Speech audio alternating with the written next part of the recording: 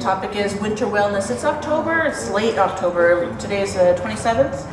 So this is that time when we're transitioning into winter, and you know, you're going to be doing a lot of things to prep for both the winter and the spring. And so keeping the yard looking good when everything's going dormant, keeping everything healthy. I know it's always a bit of a worry for everyone when everything goes dormant. How do you tell if it's dead or alive? So these are the things that you can do to make sure that everything stays healthy through the winter so that it comes back in spring. Also for the things that are coming indoors, what to do with them. So you have your landscape that's outside in the ground, and then you also have some things in pots, and you're starting to wonder, is it about time to bring those in? So for some of you, it's the house plants. You know, you put them outside on the porch maybe for the summer and bring them in every winter. For some, it's those annuals that you just can't let go of. You know, that bougainvillea, the geranium, the citrus trees, of course. Those are the things that you put them outside because that way they can get plenty of light during the summertime, and then they're also easier to water, especially in those great big pots. And then you bring them in for the winter. So is it about time to bring them in? For most of those things, yes. There are some things that can take like a light bit of coldness or even frost to an extent. But for the most part, you really want to bring them in as soon as it starts frosting. And we have been getting frost every night. Of course, when you bring them in, they're going to come in with everything. Insects, all sorts of fun little stuff that you just don't want crawling around the house. So it would be a good idea to start, give them a little bit of prep before bringing them in. So I would say the main thing that tends to get into the plants that are outdoors tend to get into the soil. So you end up with centipedes, fungus gnats. Those are a big one. Those are those little tiny black gnats that fly around and they just get in your face and your drinks and your computer screen and everything, and they start annoying you. Those are the fungus gnats, and what they do is they lay eggs in the soil. They only live as an adult for a few days and then they die off. And they actually don't even feed during that time. They just mate, lay eggs, and pass on. So it's actually the eggs and the larvae that you want to attack. Also other things that tend to get in the soil like the centipedes, earwigs. So there's a couple of ways to go at that. This is the most popular right now just because it's so easy and not very messy to use. So this is the systemic granules. You just sprinkle this on top of the soil. There are other things that you can do as well, especially for those of you who are either doing this on herbs and edibles, or if you just preferred something organic, because it is not organic. So if you're looking for something that's safe for those edibles, the cat grass, the herbs, the orange tree, the lemon tree that you're bringing indoors, things like diatomaceous earth will work. We also have this right here. I know this doesn't look like much. That's because inside here this is a little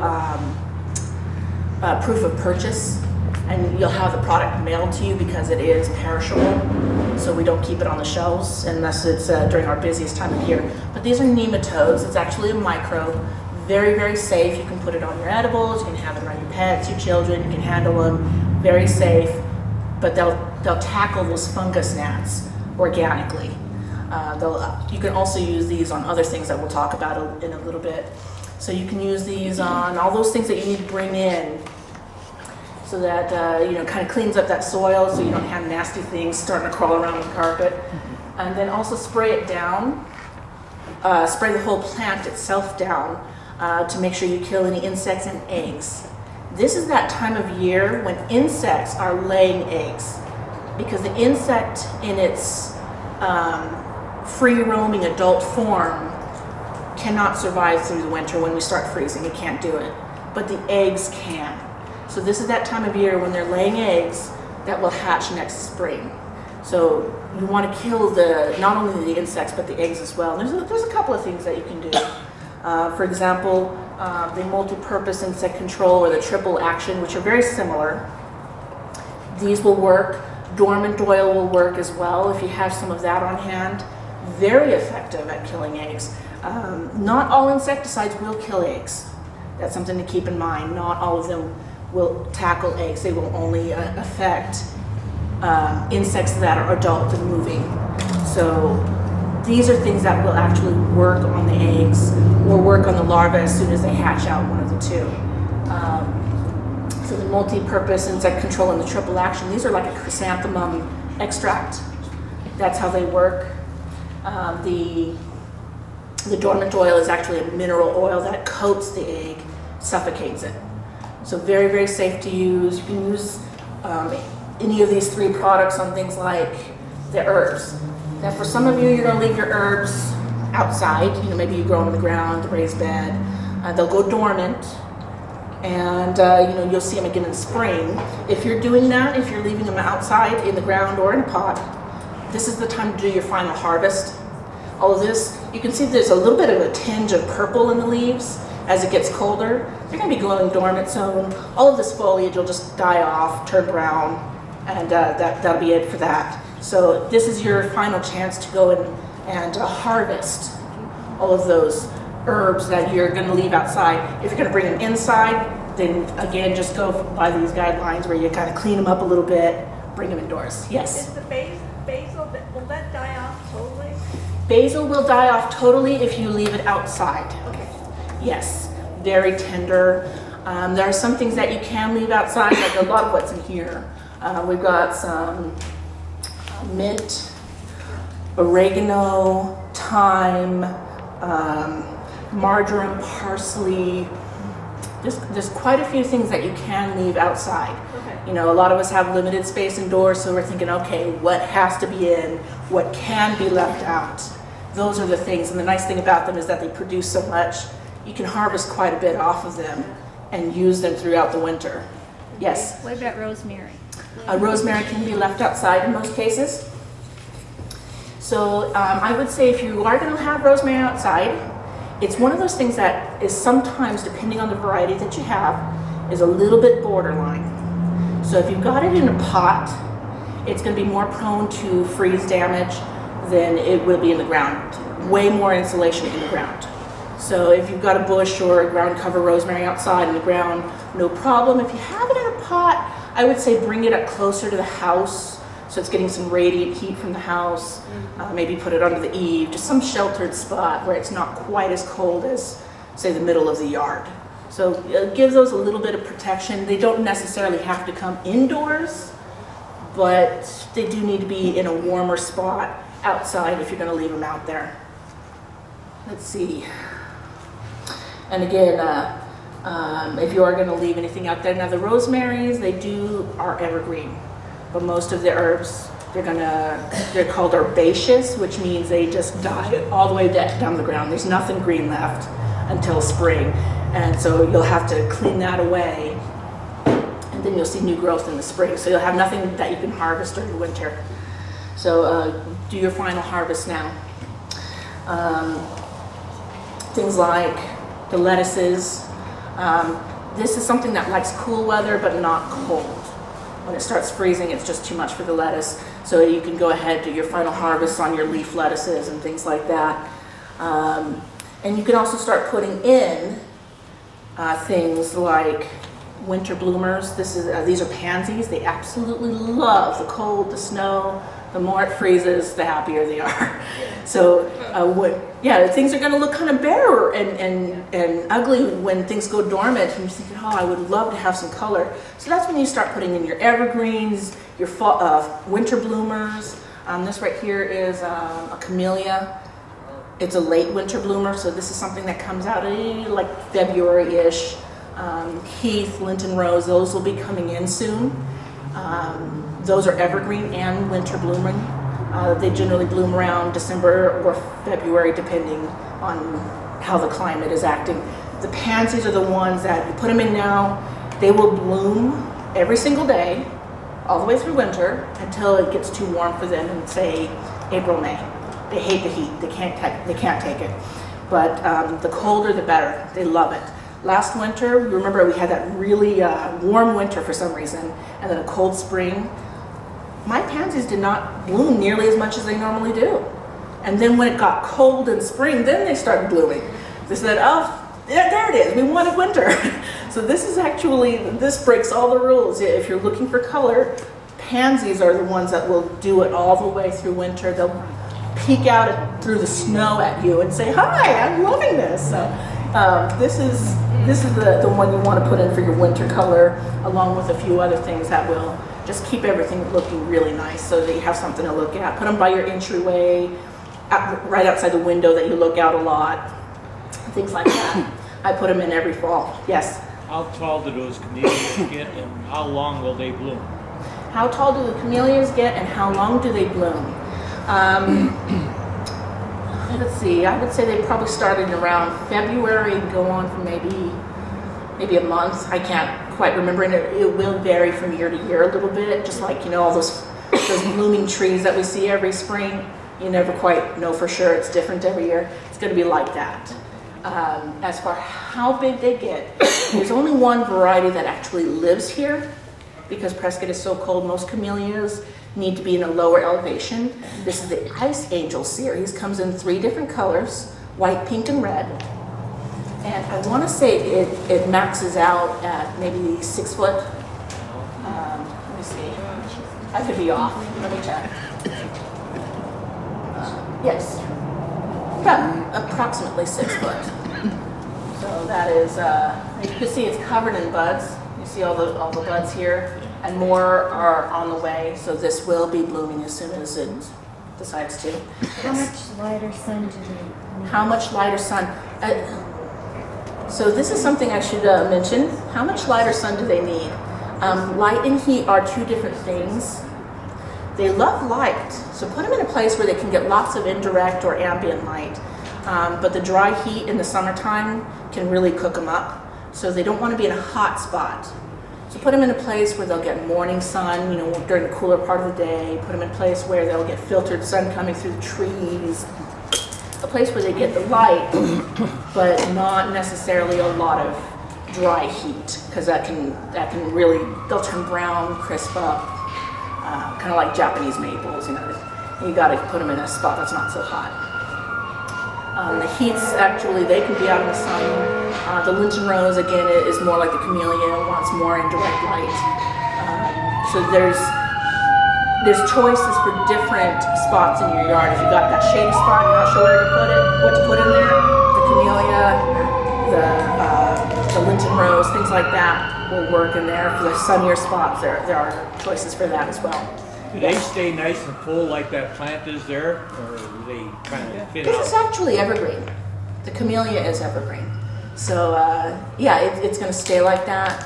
If it seems like it's getting kind of leggy, just like any other plant, you can give it a little bit of trim. That helps it bush out a little bit. So, but yeah, they're naturally kind of bushy. Yes. How late into the season? Oh, go ahead. How late into the season can you actually plant? How late into the season can you actually plant? There isn't really a part of our season when you can't. It's pretty much year round here. We don't get quite cold enough to not be able to plant in winter, or quite hot enough to not be able to do it in summer. We have a year-round planting season. Winter actually is a great time to plant, especially things like trees, evergreens, you know, a lot of the large stuff. It really helps them to shock less rather than waiting till spring or summer to do it. So there's a lot of benefit to doing it in winter or fall. So great time to plant.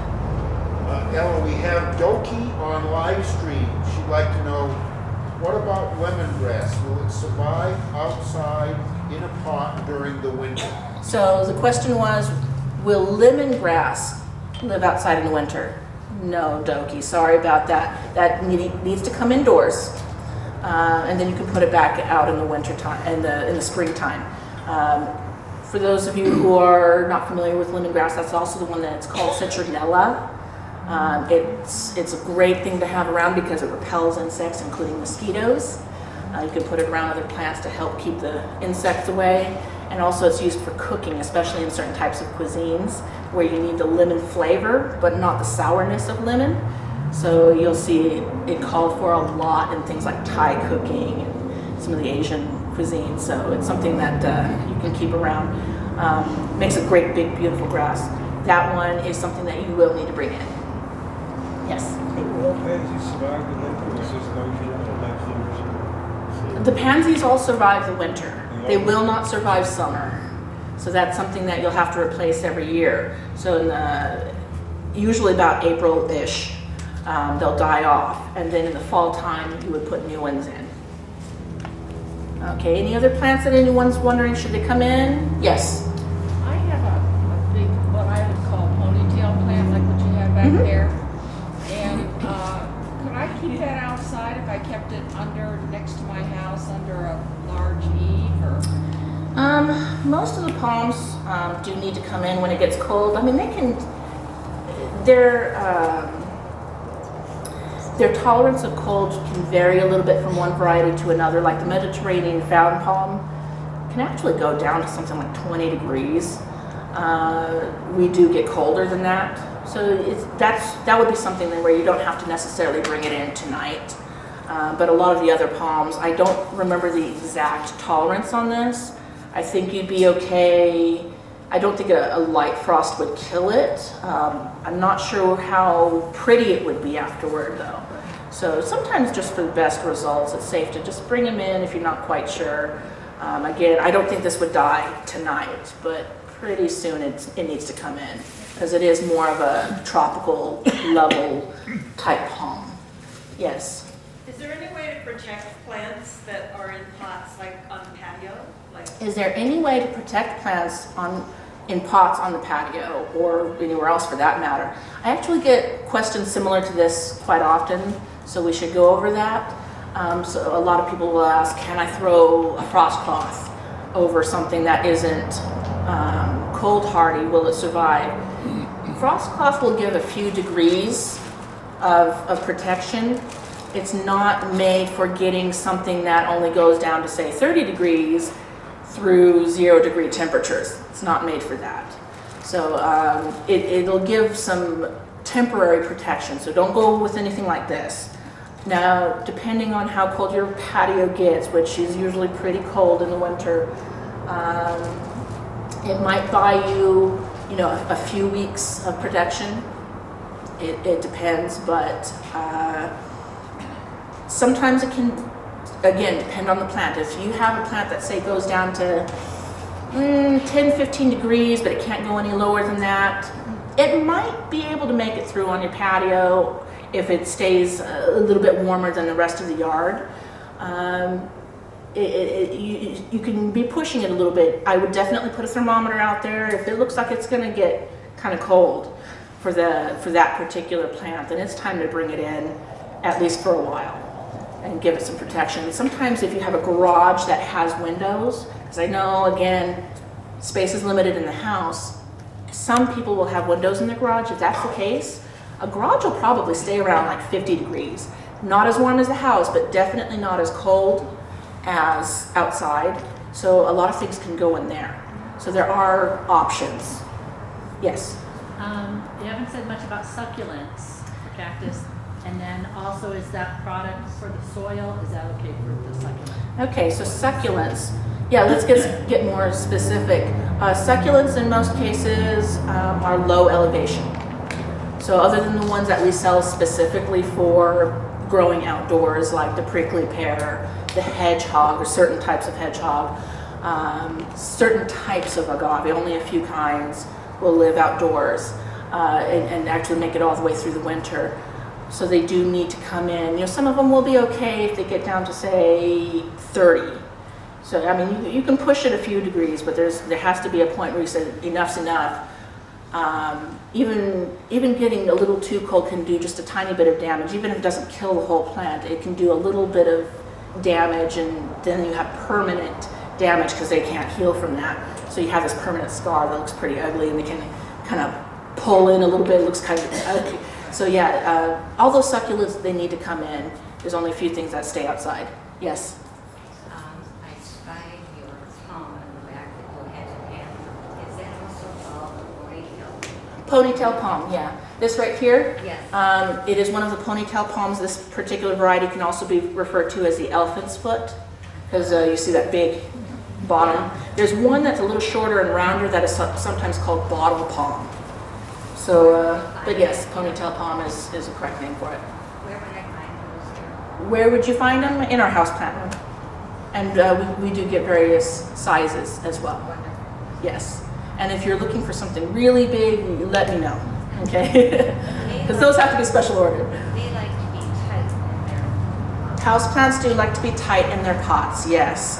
Indoors, the soil just doesn't dry out as fast, and they can be overly wet and start to die off if the pot is just too big.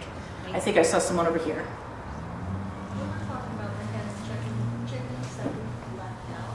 Hens and chicks. Those actually can stay outside. Yeah, you're fine with those. They're pretty good. Yeah, there are, again, only limited succulents. If you want to have a better idea of what's okay, go down to our lower greenhouse, to the perennial area, and you'll see some succulents down there that are okay outside. So you'll see some stone crops, gopher plant. Again, compared to the huge variety of succulents out there, there's only a few that will grow here, but there are things that you can do, certain types of euphorbia, only a couple though. Yes. Do you use all of those insecticides on your cactus and succulents? Yeah, so can you use insecticides on cactus? Most of them, yeah. I would be careful with, don't use leaf shine, please. That will turn them black. But like the multi-purpose is safe to use on cacti and succulents. The systemic granules and diatomaceous earth, those would be safe to use. I've never tried to use dormant oil on them, and I don't know. I don't want to say go and use it until I know for sure. So that is something I would say be careful about until we find out. But leaf shine, I know, definitely, which is not an insecticide, but it's something that a lot of people will go and use when they bring stuff in that will turn your succulents black, and I mean pitch black. It'll look like they've been splattered with tar. So don't use that one on the succulents or ferns or palms. Okay, let's see what else. Yes. We have a couple more, one comment and another question. We have a fairly large live stream audience. Okay. Maybe they were up watching the baseball game like I was last night and didn't make it in here. First of all, we have a person that said that they have a large pot of hens and chicks. The succulents. Yeah, the hens and chicks are okay outside. Yeah, she leaves them outside, and then she also made the point, she actually takes them to Yavapai College every year and has them thin them out for them. Yeah. I'm sure Yavapai College is grateful. They do multiply, which is wonderful. That's one of the great things about them. Yeah, so if you have a friend that is wanting some hens and chicks, now would be a good time to separate those out and give them to her. And then one more comment or question. Glenn wants to know if he brings the herbs inside, should he feed them? And if so, what should he feed them? Okay, so should you feed herbs? And if so, what should you feed them? Yes, you should feed herbs. Don't overdo it. Don't go nuts with fertilizer on herbs. It's actually better not to put them in soil or fertilizer that's too rich. It affects their flavor. So when the soil is poor, that keeps them very healthy, because most of these things, they actually come from places like the Mediterranean, parts of America, places that don't have rich soil by nature. So they actually do well in a fairly poor soil. You don't want it to be too poor. They won't grow and be nutritious and tasteful, but you don't want to overdo it either. So like if you're going to use, say, for example, the all-purpose, you can go ahead and use this. This is a really good one because it's not a fast-acting, punch in the throat kind of fertilizer. It's something you can, gently sprinkle on the herbs. It'll break down slowly and feed them, and you can control how much you put on there. So don't, lean a little less on herbs, especially if they're not planted among other plants that will help pull those nutrients away. Now is the time to be fertilizing. If you haven't done it already. This one, for example, this one is my personal favorite. This is one I tell everybody, if you want a fertilizer for here, this one is really great. We actually made this specifically for this area. So this is the time to be fertilizing. the plants are going to be working hard in the spring. They got to put out a lot of foliage. They've got to do a lot of growing, both on the inside and the outside. So that's a lot of work for them to be doing, and they need to be taking up nutrients over fall and winter in order to get ready for that big bloom in spring. So you do want to fertilize. This is actually very, very important. This fertilizer does contain iron, which will also help with winter wellness. You'll notice in the winter time, especially when it's real wet, you'll see a lot of yellowing in the cedars and other evergreens. Iron and other nutrients will help a lot with that. It means, okay, I need a little bit of help. So the fertilizer, this one in particular, you use every 3 months. That's just how fast it naturally breaks down and feeds the plant. Because this, when you open it up, yeah, you know what I mean. It's not this blue, granular, funny colored, crystallized, anything like that. It's actually just natural stuff mixed together. And when you open it up, you'll see what I mean. You can tell it's just a mixture of ingredients. Yes. What's it called? This is Water's All-Purpose. We needed a fertilizer that worked well for here. Years ago, we were finding that a lot of the national brands were just not cutting it. They were either not working well, or some of them were actually being detrimental. They were made for a different area, they just didn't work here. Some of them really are made for annuals, which only live for a season, but they weren't good for long-term use. And we really needed a good quality fertilizer for here. So Ken got together with people who really know soil and fertilizer and developed a really good fertilizer. So this one, it's a very complete fertilizer. It has not only your macronutrients. So on the front of every fertilizer, you see 3 numbers. Those are called macronutrients: nitrogen, phosphorus, and potash. That's kind of like, in your case, your macronutrients are things like proteins and carbs. Those are your macros. So every fertilizer has these macronutrients. Not all of them have micronutrients. That's vitamins and minerals and things like that. If you really want to have a good fertilizer that will keep your plant healthy, especially over the long term, you need to have a good, complete diet. They need their vitamins and minerals just like we do. So we made sure to put those in here. So we've got the iron, the sulfur, everything that you can think of, it's in there. Sorry, you can use that for everything? Use it for everything. What this is going to do is it's going to enrich the soil so the soil can support whatever you put in it. So trees, flowers, shrubs, you name it, it's just going to support everything because it's got all the nutrients that all the plants need. So not deficient in anything. Do you have any common dates that you go by? Like when I lived in Pinal County, it was, I think if I remember, like Valentine's Day, Memorial Day, and Labor Day. Yeah, so some people, when it comes to remembering when to fertilize, some people remember holidays better, and others just remember seasons better, and it just depends on the person. So yeah, like Halloween would be one of your fertilizing days. If you're one of those that remembers holidays better, then yeah, that would be your Halloween, Valentine's Day, 4th of July, and what was the... See, I'm not the one that remembers those better. I just remember spring, summer, fall, winter, and I do better that way. So about October, November, usually about October is a really good time to get that fall fertilizing in so that it can work through the winter, keep them healthy, and then really get a lot of growth in the spring and just really keep everything at its best. The all-purpose is pretty complete, and that's for the most part all you ever really need. But if you do like to give plants a boost for their blooming, like some of you like to use something like Flower Power or the blue crystals that you mix in with water, and basically it just kind of gives extra phosphorus for blooming. Phosphorus is that middle number, and it does 2 things.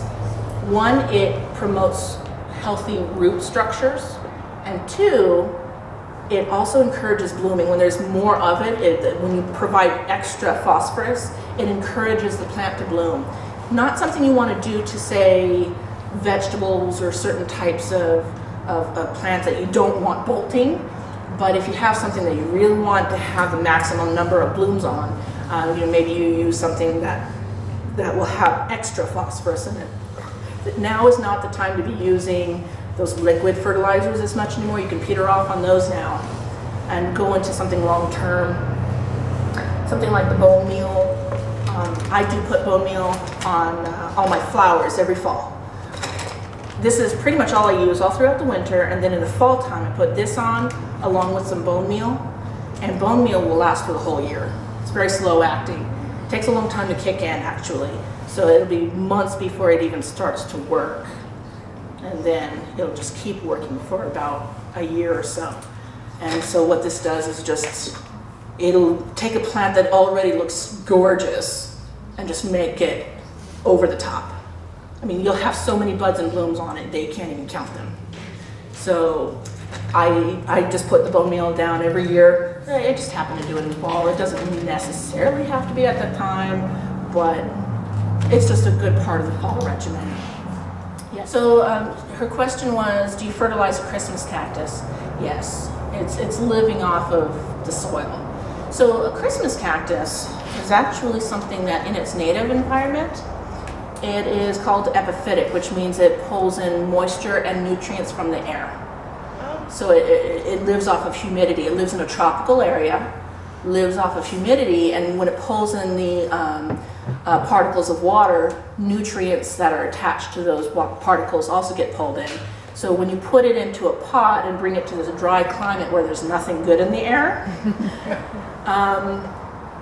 it's dependent on what's in the soil. So yes, please do fertilize your Christmas cactus. Right now it's all covered in buds. That's perfect, wonderful. I think our Christmas cactus are coming in next month, if I remember correctly. I can check the date again, but I believe it's sometime next month. So yeah, you do anything in a pot, always give it a little bit of fertilizer. Okay. Yeah, it doesn't have to be real strong right now. Just kind of throughout the year, give it a light fertilizing. Okay. Yeah. I also have a poinsettia that from last year that I kept alive. Good for you. But all the leaves are dark green. How am I going to get them to turn red? Okay, so poinsettias, this is a good one to go over since we're talking about winter. A lot of people ask, why doesn't a poinsettia rebloom the next winter? They know what season it is by the length of the day. Oh, really? Yes. So you have a poinsettia and you have it sitting in, let's say, your living room. No, it's on my sun's porch. Okay. Okay. So, but let's just say hypothetically it's sitting in your living room or a room that you use a lot in the evening. Okay. And so what's happening here is the sun goes down, but you turn on your electric lights, and the plant thinks that the sun is still up, and it's saying, wow, man, the sun is up every day till 9 o'clock at night, so it must be summer. And so it thinks it's still summer, and it doesn't bloom. So what you have to do is put it in a room that you don't use at night. Some people will even stick it into a closet if they don't have such a room. So put it somewhere where it's going to be perfectly dark after the sun sets. That way it knows the days are short, I need to bloom. It's winter time, it's time for me to bloom. So that's what you want to do. That also goes for your Christmas cactus, that goes for pretty much any kind of tropical.